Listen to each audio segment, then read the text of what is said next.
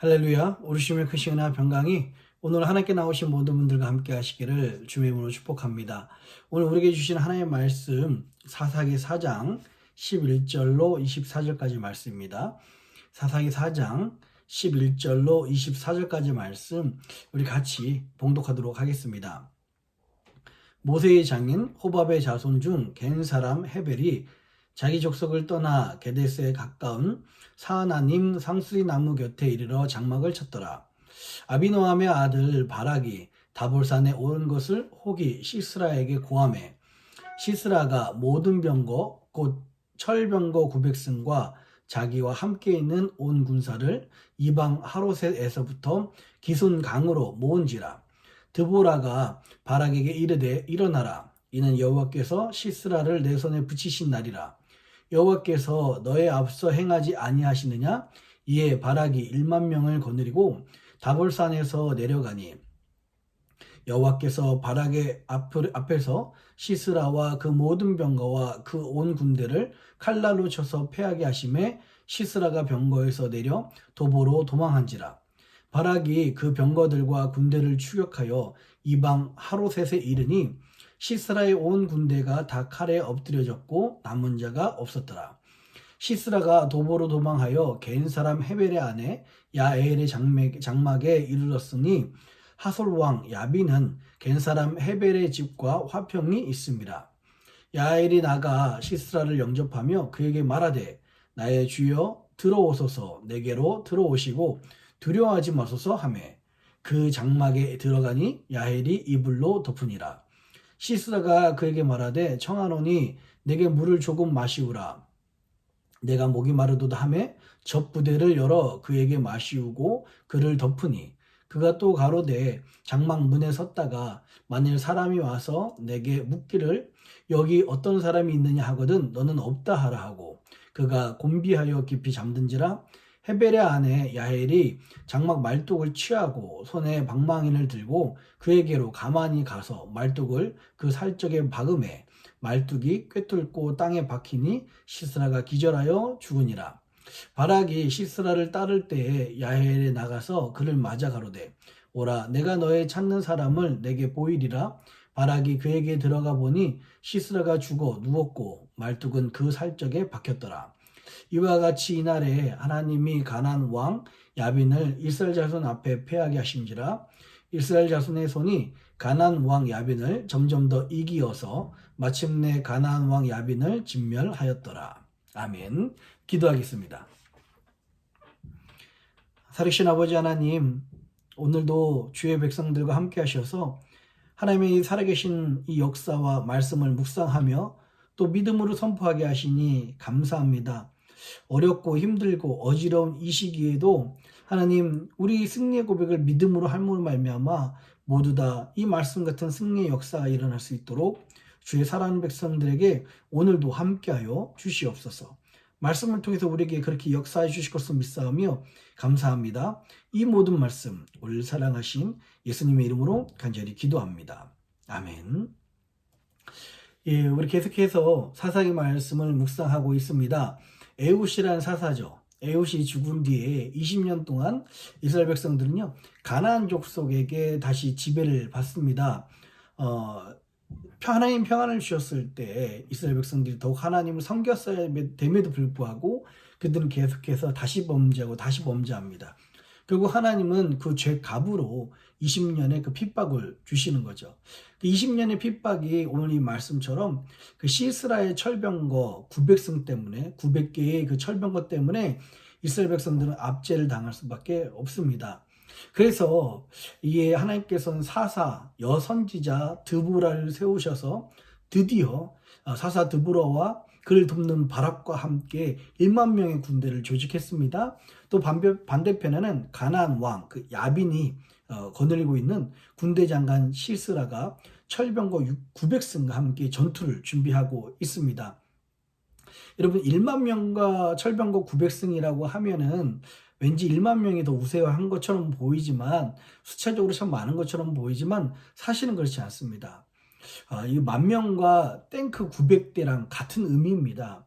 그리고 이 10,000명은요, 20년 동안에 이 가나안 족속 야빈 밑에서 핍박받았던 사람들입니다. 군사훈련을 절대 받지 못했던, 무기 하나 제대로 변변치 않게 가지지 못했던 오합지졸의 모습이 이 이스라엘의 10,000명의 모습이었습니다. 반면 철병거 900승을 가진 이 군대장관 시스라는 어떤 사람입니까? 철병거 이 900승 때문에 이스라엘 백성들이 20년 동안이나 지금 종노릇하고 있고요, 핍박을 받고 있는 것입니다. 20년 동안에 저들이 묶여 있었던 이유는 이 철병거 900승 때문에 그랬어요. 20년 전에도 그렇고요, 지금도 그렇고요, 변함이 없습니다. 그래서 지금 이 10,000명의 이스라엘 군대, 바락이 앞세우고 사사 드보라가 지휘하는 10,000명의 군대와 시스라가 앞서는 바로 철병거 900승이 기송강에서 최후의 일전을 앞두고 있습니다. 여러분, 결과는 어떻게 됐어요? 오늘 우리가 말씀을 읽었듯이 결국 전쟁의 승패는 전투력이 있지 않았습니다. 전투력이라 하면은 시스라 철병거 900승이 당연히 이겨야 됩니다. 근데 하나님께서는 전쟁의 승리를 철병거에게 주지 않고 전투력이 우세한 것에 주지 않고 하나님께서는 이스라엘 백성들에게 이 전쟁의 승리를 주셨습니다. 그 전쟁의 승리가 어디서부터 왔는지를 다시 한번 우리가 묵상을 해봤으면 좋겠는데요. 14절 한번 읽어보겠습니다. 14절이요. 드보라가 바락에게 이르되 일어나라, 이는 여호와께서 시스라를 내 손에 붙이신 날이라. 여호와께서 너와 앞서 행하지 아니하시느냐. 이에 바락이 10,000명을 거느리고 다볼산에서 내려가니. 아멘. 20년 동안 저들이 이 시스라의 철병거 900승에 억눌려 있었는데, 저들이 언제 이 20년 동안에 있는 이 억압을, 핍박을 이길 수 있었습니까? 사실 전쟁에서 이 철병거 900승을 이긴 것이 아닙니다. 오늘 14절의 말씀처럼요, 전쟁도 하기 전에 드보라는 이미 하나님을 믿는 그 믿음으로 승리를 선포했습니다. 이는 여호와께서 시스라를 내 손에 붙이신 날이라. 여호와께서 너의 앞서 행하지 아니하시느냐라고 믿음으로 선포했고요. 20년 동안이나 그 억눌려 있었던 그 시스라 900병거를 한 번에 이길 수 있는 그런 능력이, 그런 은혜가 있었습니다. 여러분들 오늘 이 말씀을 보면서 우리들에게 도전하는 거예요. 오늘 이스라엘 백성들은 시스라의 그 철병거 900승 때문에 20년 동안에 억눌려 있었습니다. 여러분의 인생을, 여러분 모든 생활을 억누르고 힘들게 하는 철병거 900승과 같은 그런 일들이 있습니까? 그런 사람들이 있습니까? 그런 것들이 있습니까? 여러분, 오늘 이 말씀처럼요, 믿음으로 선포하셨으면 좋겠습니다. 오늘이 바로 하나님이 그들을 우리 손에 붙이신 날이고, 오늘이 바로 우리에게 승리를 주신 날이다. 하나님이 우리 앞서 행하신다 라는 이 믿음의 고백으로 여러분들이 앞서 나갈 때 하나님께서는 여러분들에게 승리를 주실 줄 믿습니다. 20년 동안에 핍박받고 여전히 쌓여와 있었던 그런 문제지만, 오늘 하루의 믿음을 고백할 때 하나님께서는 그 문제를 해결해 주실 줄 믿습니다. 저는 우리 사랑하는 성도님들에게 이런 믿음의 고백과 이런 승리의 삶이 있었으면 좋겠어요. 전쟁의 승리는 어디에 있었다고요? 오늘 지금 바로 이 순간 우리가 생활이라는 전쟁터, 사회라는 전쟁터, 직장이라는 곳에 나가기 전에 우리가 먼저 하나님께 믿음으로 선포할 때 하나님은 우리의 그 문제들을 해결해 주시고 우리 앞서 행하실 줄 믿습니다.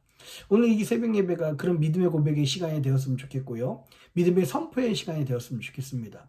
여러분의 철병거 900승과 같은 지독한 문제가 오늘 그 은혜로 해결될 줄 믿습니다. 16절입니다. 16절이요.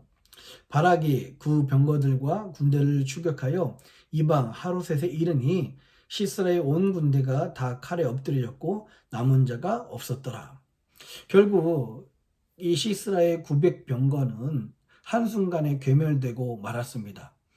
전투력을 따지면은 오합지졸인 그 10,000명의 무기 하나 제대로 없는 이스라엘 백성들은 결코 20년이나 좀 무적이었던 이 철병거 900승을 이길 수 없었을 것입니다. 그런데요, 전쟁의 승패는 무기에 있지 않았습니다. 전쟁의 승패는요, 전투력에 있지 않았습니다. 전쟁의 승패는 하나님이 누구와 함께하느냐에 달려 있습니다. 하나님께 돌아온 이스라엘 백성들을 당해낼 수 있는 것은 아무것도 없었습니다. 여러분, 우리의 삶의 전쟁의 승패는요, 하나님께 있는 거예요. 우리가 하나님과 함께하느냐 그렇지 않느냐에 따라서 우리의 삶의 전쟁에 달려 있습니다. 혹시 지금까지 패배한 전쟁이었다면, 지금까지 지는 전쟁이었다면 오늘이라도 하나님께 회개하고 오늘 회개하는 그 이스라엘 백성들처럼 하나님을 부르짖기 바랍니다. 하나님이 우리 편에 서셔서 우리의 전쟁에서 승리 있게 하실 줄 믿습니다. 17절 볼까요? 시스라가 도보로 도망하여 겐 사람 헤벨의 아내 야엘의 장막에 이르렀으니 하솔 왕 야빈은 겐 사람 헤벨의 집과 화평이 있습니다. 그러면 시스라는요, 자랑하던 철병거를 모두 잃어버렸습니다. 그 철병거를 장갑차를 두고 걸어서 도망하여 겐 사람의 그 헤벨이라는 사람의 집에 들어갔습니다. 그 아내 야엘이라는 사람이 그 장막에서 이 시스라를 맞았죠. 지금 가나안 땅 야빈과 그리고 가나안 왕 야빈과 그리고 이 겐 사람 헤벨하고는 서로 관계가 좋았습니다. 좋은 관계를 이렇게 맺었었고요. 아마 서로 불가침 조약을 맺고 있었지 않나라고 생각이 듭니다. 그런데요, 알고 보니까 이 겐 사람이 누구였다고요? 겐 사람 헤벨이 누구였다고요? 11절에 그렇게 이야기하고 있잖아요. 모세의 장인 호밥의 자손 중 겐 사람 헤벨이라고 그렇게 이야기하고 있습니다. 겐 사람 헤벨이 모세의 장인 호밥의 자손인 줄 시스라가 어떻게 알았겠습니까? 그런데 하나님의 백성들과 맞서 싸웠던 그 시스라가 패배를 당하고 도망왔어요. 결국 그 하나님의 연관된 하나님을 알고 있는 겐 사람 헤벨 그리고 그 아내 야엘의 집에 들어왔습니다. 이 야엘은요, 주저없이 이 시스라를 유인했었고 편히 잠들게 했고 무장이 해제되었을 때 이 시스라를 죽였습니다. 아마 시스라가 죽지 않았다면 이스라엘 사람들에게도 참 곤욕을 치렀을 거예요. 이 시스라는요, 전쟁에 패하자마자 자기 고향으로 돌아간 것이 아니라 오늘 이 말씀처럼 당연히 이스라엘 백성들이 자기의 고향으로 자기의 길로 자기의 나라로 본인을 쫓을 거니까 머리를 써서 오늘 겐 사람 헤벨의 집으로 도망갔던 것입니다. 왜냐하면 평화협정 조약이 있으니까요. 그런데 바로 그곳이 알고 보니까 어떤 곳이었다고요? 모세의 장인 호밥의 자손이 바로 겐 사람이었다, 헤벨이었다라는 것을 알 수가 있습니다. 이 야엘은요, 말씀드렸듯이 주저없이 시스라를 유도했고 무장을 해제하게 하고 경계를 풀게 한 다음에 자는 사이에 죽었습니다. 생명을 빼앗았습니다. 여러분 이것을 보면서 참 아마 겐 사람 헤벨 야엘은 이 야빈과 좋은 관계를 맺었지만 인간관계보다 성도는요, 하나님과의 관계가 먼저라는 거예요. 성도는요, 인간관계보다 하나님과의 관계가 우선이다라는 것을 오늘 이 야엘의 모습을 통해서 볼 수가 있었습니다. 야엘이 그래도 아솔왕 야빈하고 좋은 관계니까 시스라를 살려주자라고 했다면 아마 이 집도 당연히 멸망을 당할 수 있었겠죠. 그런데 이 야엘은 인간관계보다 하나님과의 관계가 먼저였기 때문에 하나님 백성과 반목하고 하나님 백성을 전투하는 이 시스라엘을 용서할 수 없었던 것입니다. 결국 성도는 인간관계보다 하나님과의 관계가 우선이라는 것을 오늘 야엘을 통해서 볼 수가 있습니다. 또한 야엘을 통해서 하나님께서 우리에게 주시는 말씀들은요, 모든 인간사는요, 매 순간마다 정말 우리 예측할 수 없고 가능할 수 없는 하나님의 섭리 가운데 있는 것 같아요. 갑자기 11절에 모세의 장인 호밥의 자손 중 겐 사람 헤벨이 자기 족속을 떠나 게데스에 가까운 사하나님 상수리 나무 곁에 이르러 장막을 쳤더라 라는 이 말씀 자체가 저는 생뚱맞게 이 말씀이 왜 나왔나라고 생각을 했었어요. 처음에 읽을 때요. 근데 알고 보니까 시스라가 마침 바로 이 헤벨의 집에 갔고요. 헤벨의 집에 숨어들었는데 이 헤벨이 마침 모세의 장인 호밥의 자손이었다라는 것을 우리가 알 수가 있습니다. 그럼 하나님의 백성들이 그런 것 같아요. 하나님은 우리가 모르는 사이에 우리 인간 모든 순간, 인생의 모든 순간에 하나님의 섭리를 준비해 두십니다. 우리만 모를 뿐이지 마침 그때 그 시간이 그렇게 되어서 그 사건이 그렇게 되어서 하나님의 백성들이 도움을 받고요. 하나님의 섭리가 이뤄지는 것을 볼 수가 있습니다. 우리는 지금 이 일이 왜 일어나는지는 잘 모르지만 시간이 지나 보면 하나님 우리를 깨닫게 해주십니다. 왜냐하면 이 모든 인생사가 하나님의 섭리 가운데 있기 때문에 그렇습니다. 오늘 이 모습을 보면서 참 가능할 수 없는, 예측할 수 없는 하나님의 섭리, 그 가운데 사는 우리들이란 것을 보게 됩니다. 21절입니다. 21절이요.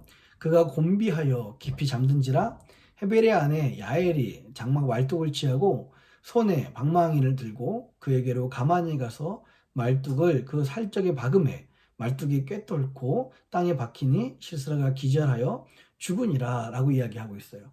지금 이 시스라라는 철병거 900승을 이끌었던 대장군을 죽인 사람이 누굽니까?